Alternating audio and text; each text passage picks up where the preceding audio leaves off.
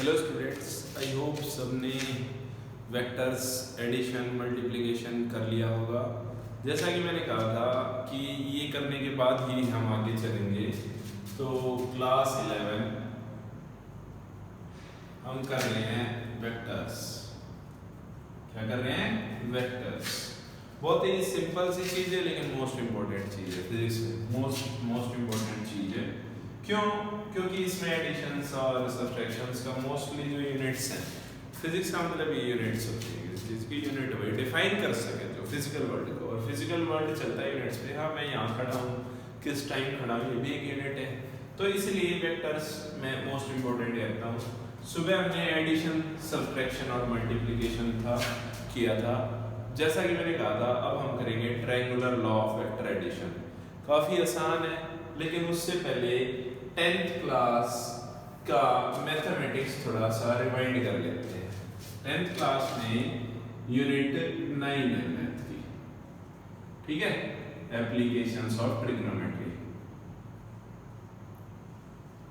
Applications of trigonometry, ठीक है? Unit 9 है एप्लीकेशंस ऑफ ट्रिग्नोमेट्री में भी 10, 11 हो सकती है। मैं मैथ्स टीचर नहीं हूँ, लेकिन मैं जानता हूँ कि इस यूनिट में आपने कुछ फंक्शंस किए थे, कुछ मेथड्स किए थे। कई बार आपको एंगल दे दिया गया और ये 50 सेंटीमीटर या 50 मीटर दिया गया, तो आपसे पूछा गया कि ये बताओ मुझे कितना है, या आपसे पूछा गया कि वो अगर ये पोल है, पोल से उसका जो एंगल है वो 30 डिग्री बन रहा है और उसकी जो हाइपोटेन्यूज बन रही है वो 50 मीटर है, तो what is the height of the pole, या कुछ what is the distance between this point and this point. तो इसके लिए आप सिंपल सा मेथड यूज कर देते थे, ये वाला है ना, साइन, कॉस और टेन वाला। अब मुझे बाय चांस से ये हाइपोटेन्यूज है, ये परपेंडिकुलर है, तो हाइपोटेन्यूज और परपेंडिकुलर का रिलेशन निकालना था।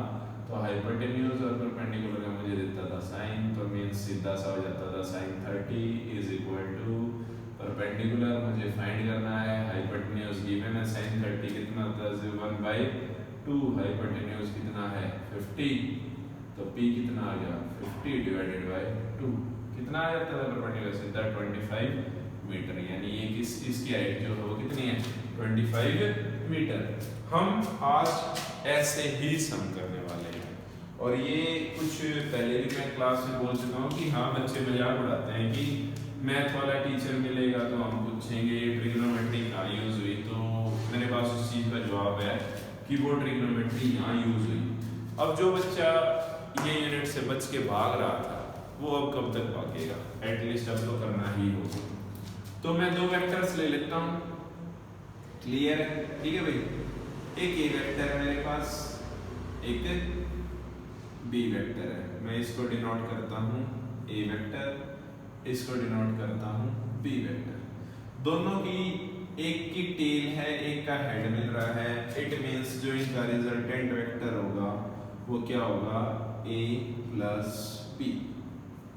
लेकिन इनके बीच में एक एंगल है थीटा, तो मैं इस चीज को सीधा सा लिख सकता था a plus b cos theta या साइन थीटा।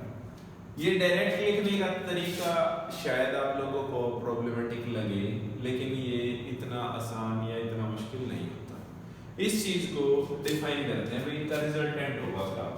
तो सुबह हमने triangular law of vector addition में पढ़ा था कि जब भी दो वेक्टर एक डायरेक्शन में चलेंगे तो रिजल्टेंट उनका क्या होगा, एक ट्रायंगल की तीसरी साइड। मैं फिर से रिपीट कर रहा हूँ, दो वेक्टर्स जब एक दूसरे के साथ कुछ एंगल बनाएंगे, whenever two vectors try to make an angle with each other, then their resultant will be the third side of the triangle, ठीक है? तो वही दो vector a vector, this is b vector, तो इनका रिजल्टेंट क्या होगा, ये वाला होगा। रिजल्टेंट को मैं किससे डिनोट कर देता हूँ? अब ये ट्रायंगल बन गया, ट्रायंगल बन गया, तो triangle law of vector addition मुझे स्टेट करता r equal to a plus b cos theta. अलग अलग कहानियां।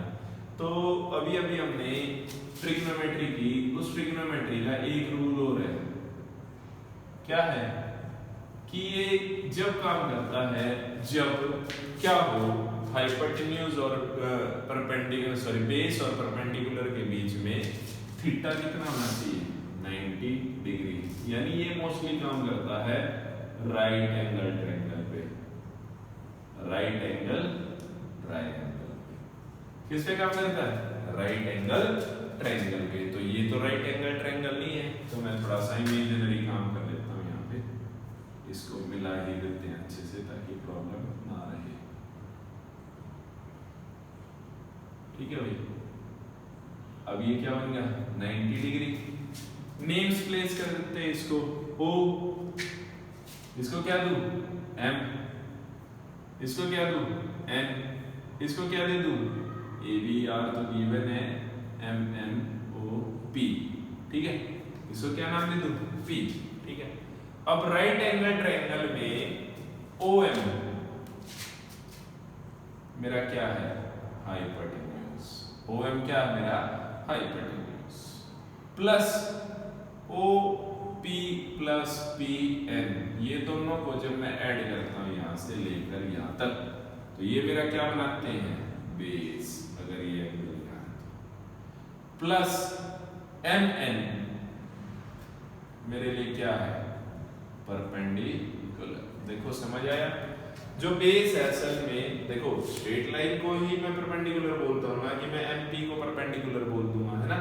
तो एंगल तो यही बना रहा है, तो मेरे लिए परपेंडिकुलर क्या हो गया MN, बेस क्या हो गया ये पूरा ON, असल में ये क्या है ON।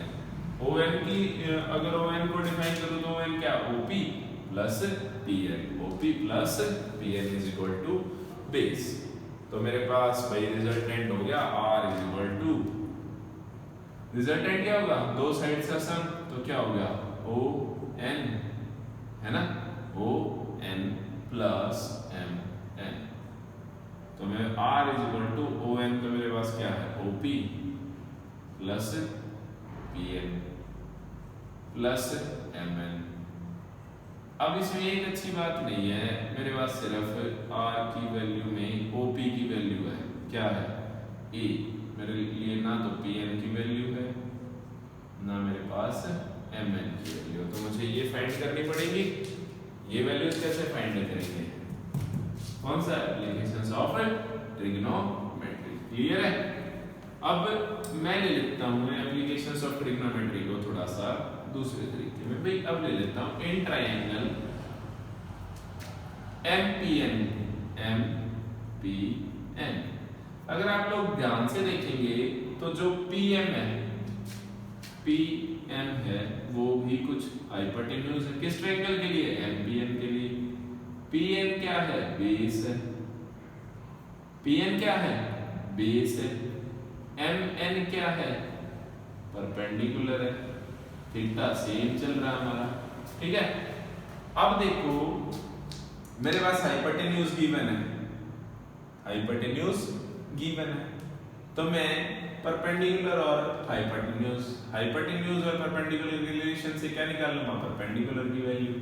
तो जब रिलेशन होता है परपेंडिकुलर अपॉन हाइपोटेन्यूज, तो मैं क्या लिख लूं साइन थीटा। अभी थीटा मेरे लिए कोई फिक्स नहीं है, थीटा गिवन नहीं है, थीटा की वैल्यू जो भी है वो क्वेश्चन में मिलेगी, हमें तो थीटा ही यूज करना पड़ेगा। थीटा की वैल्यू कुछ भी हो सकती है, 0 से 90 डिग्री 360 डिग्री कुछ भी। तो sine theta is equal to perpendicular upon hypotenuse, perpendicular is MN upon hypotenuse, hypotenuse is PN। What is PM, value of PM की वैल्यू क्या है B, तो sine theta is equal to MN upon B vector. Cross multiply करता हूं तो मेरे पास MN की value क्या आ जाएगी B साइन थीटा, यानी मैं MN की जगह यहां पर क्या लिख सकता हूं B साइन थीटा।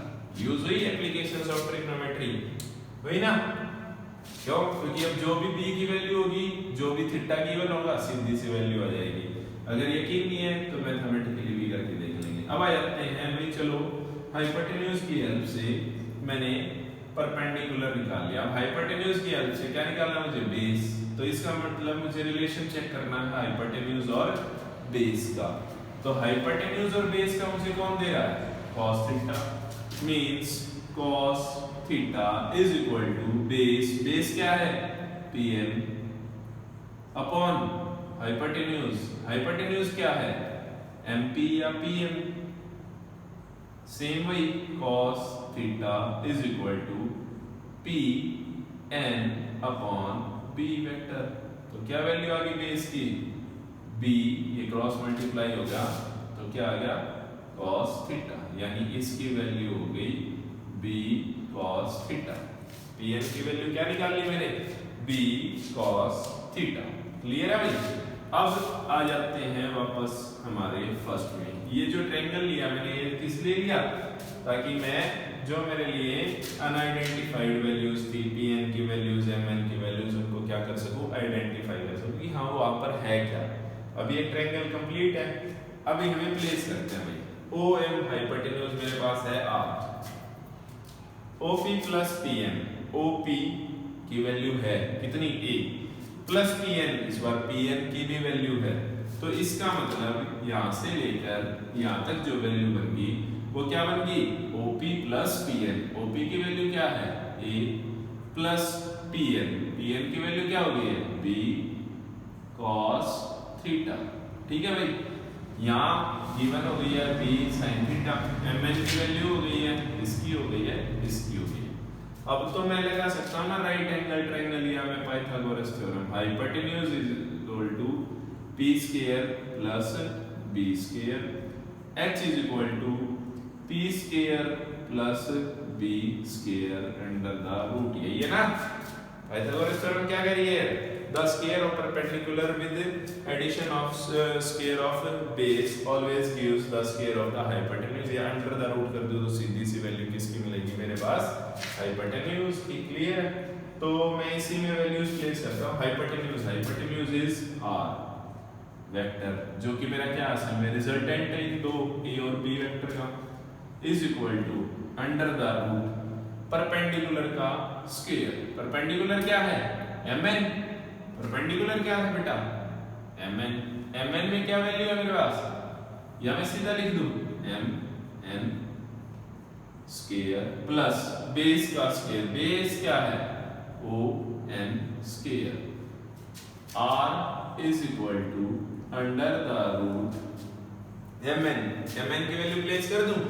mn की वैल्यू क्या है b sin theta whole square plus ON किसके इक्वल है OP प्लस PN, और OP प्लस PN क्या है यानी असल में ये मेरे पास किसकी वैल्यू है ON की। तो means A plus B cos theta whole square. देखो मैंने सिर्फ mn की जगह mn की वैल्यू डाली, ON की जगह मैंने ON की वैल्यू डाली। अब इसको करते हैं इधर R is equal to under the root b sin theta का होल स्क्वायर क्या बन जाएगा b का square sin square theta plus sorry यहाँ जगह नहीं है मुझे लगता है इसको मुझे इससे आगे छोटा करना पड़ेगा। अब ये देखो a plus b cos theta का whole square means a plus b का होल स्क्वायर क्या होगा a square plus b square plus 2ab cos theta. तो a स्क्वायर की जगह क्या है a vector plus b cos theta का होल स्क्वायर मींस इसको नीचे लिख रहा हूं b square cos square theta plus 2 plus a plus b का होल स्क्वायर क्या होता है बेटा a square plus b square plus 2ab। a square की जगह यार मेरे पास क्या है a, b स्क्वायर की जगह मेरे पास क्या है b cos थीटा और 2ab तो 2ab cos थीटा। तो इसको मैं क्या लिख सकता हूं 2a vector b vector cos theta. ठीक है यहां तक है ये वाला पॉइंट। अब देखो मैं इस वाली टर्म को और इस वाली को कंबाइन कर लेता हूं क्योंकि इनमें एक चीज को मैंने b स्क्वायर तो r square is equal to under the root इसको आगे लिख लिया a square plus b square common ले लिया अंदर क्या रहेगा sin square theta plus cos square, इसका cos square theta, B square, इन दोनों में से मैंने क्या ले लिया कॉमन, प्लस 2ab cos थीटा। क्लियर है? Sine square theta plus cos square theta क्या होता है? क्या होता है sine square theta plus cos square theta is equal to 1 means oh r is equal to under the root a square plus b square into 1 plus 2ab cos theta means r is equal to under the root a square plus b square plus 2ab cos theta। समझ आया? This is the famous triangular law of vector addition, resultant of two vectors which are making some angle a and b। वो क्या होगा? Under the root a square plus b square plus 2ab cos theta. इसका resultant लिख लेते हैं और थोड़ा सा केस स्टडी करते हैं कि असल में ये क्या है। देखो समझ नहीं आया तो फिर से कह रहा हूँ, मैसेज जरूर आनी चाहिए मेरे पास, प्रॉब्लम्स आएंगी तभी मैं सॉल्व कर पाऊंगा। सिर्फ आप देखते रहेंगे और कुछ समझेंगे नहीं तो मैं भी कुछ हेल्प नहीं कर पाऊंगा। दूसरी बात, वर्कलोड बढ़ता जाएगा आप लोगों का, तो बेटर है आप साथ साथ करते रहें, ठीक है। तो r is equal to under the root क्या आया a square plus b square plus 2ab cos theta. Case 1 case करने जरूरी है, क्या है? when a and b are perpendicular to each other, जब a और b क्या होंगे? परपेंडिकुलर। फर्स्ट केस a और b एक दूसरे के साथ परपेंडिकुलर हो means theta between a and b is 90 degree. तो रिजल्टेंट क्या हो जाएगा?